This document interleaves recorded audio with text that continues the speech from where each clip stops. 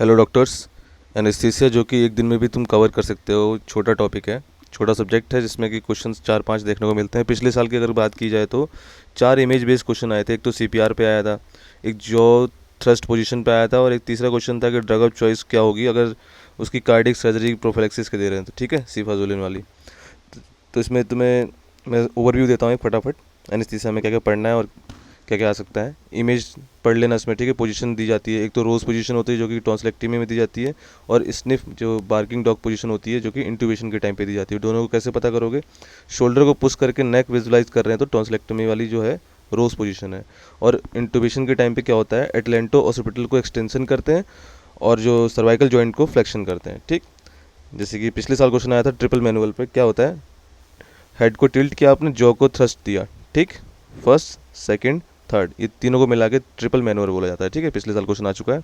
उसके बाद आप पढ़ोगे लेरेंजियल मास्क एयरवे, ठीक है, इसको हम LMA बोलते हैं। फर्स्ट जनरेशन में कोई कफ नहीं होता है। सेकंड जनरेशन में दो ट्यूब होती हैं, एक प्रोसील होती है जो स्ट्रेट बोलते हैं, और सुप्रीमो जो कर्व होती है। मोस्ट कॉमन साइज जो मेल में होता है 5 होता है, फीमेल में 4 होता है, और चाइल्ड में 30 से 50 के बीच में हम लेते हैं नंबर 3, ठीक है। फिर तुम उसमें पढ़ना O2 डिलीवरी सिस्टम, सबसे low flow reservoir system high flow system में से क्लासिफाई किया गया है। लो फ्लो में होता है नेजल प्रोंग, सबने देखा होगा, नेजल जो नोज़ में लगाते हैं ऐसे करके, ठीक है। और रिजर्वायर सिस्टम जिसमें कि एक एक्स्ट्रा रिजर्वायर बैग होगा, तो फेस मास्क के साथ एक रिजर्वायर बैग होगा, उसको हम रिजर्वायर सिस्टम बोलते हैं। हाई फ्लो सिस्टम में एयर इंट्रेनमेंट मास्क होगा जो कि ह्यूमिडिफाइड O2 डिलीवरी देता रहेगा साथ में, ठीक है। फिर उसके बाद कितने कितने परसेंटेज होते हैं, नेजल कैलुला में 1 से 6 देता है, सिंपल जो फेस मास्क होता है वो 5 से 8 देता है, पार्शियल रीब्रीदिंग मास्क जो होता है 6 से 10 देता है, ठीक है। ऐसी ये सब चीज़ें पढ़ लेना।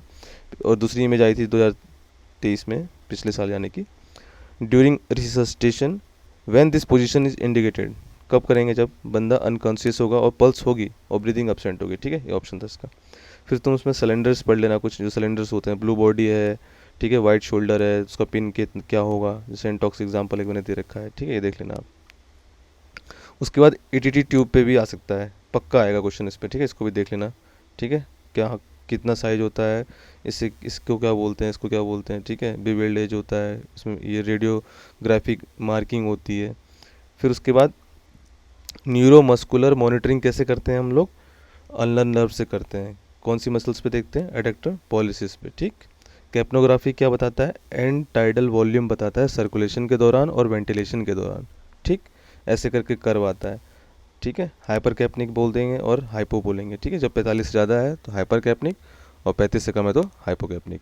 फिर पूछा जाएगा shark fin appearance, shark fin appearance जो ऐसे करके पीछे को ऐसा आता है, ये कब दिखेगा, COPD में दिखेगा, और ETT जब पार्शली ऑब्स्ट्रक्टेड होगी तब देखने को मिलेगा। पिछले साल भी आ रखा है क्वेश्चन, पिछले साल नहीं मतलब आ चुका है क्वेश्चन, ठीक है, PYQ है। सेलिक्स मैनुअर मालूम होना चाहिए सबको, ठीक है। क्रिकॉइड को कंप्रेस करते हैं, ठीक है, ताकि एस्पिरेट ना कर जाए वो, ठीक। फिर BLS पढ़ लेना, ACLS पढ़ लेना। दोनों में क्या होता है, ABC मेंटेन करते हैं बस, और ACLS में सर्कुलेशन पहले आता है, ठीक है, एयर ब्रीदिंग और सर्कुलेशन। हेमलिश मैनुअर क्या होता है, कंप्लीट एयर ऑब्स्ट्रक्शन को बचाने के लिए मैनुअर वाला करते हैं, ठीक है। फिर एजेंट ऑफ चॉइस पे क्वेश्चन हमेशा आएगा। कार्डियक डिजीज़ में क्या करते हैं हम, इटोमिडेट यूज़ करते हैं। पीडियाट्रिक पेशेंट में कीटामीन करते हैं। न्यूरो सर्जरी हो रहा है तो प्रोपोफॉल करेंगे। प्रेगनेंसी में एपिडुरल दे देते हैं, ठीक है।